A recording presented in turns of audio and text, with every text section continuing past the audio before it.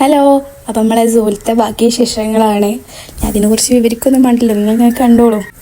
ഈ സൂവിൻ്റെ ഒരു പ്രത്യേകത എന്താ വെച്ചാൽ നടന്ന് നമുക്ക് ഊപ്പാട് വരും. പിന്നെ വണ്ടിയൊക്കെ ഉണ്ട്, പക്ഷെ അതിൽ പോകുന്ന രസമില്ലല്ലോ.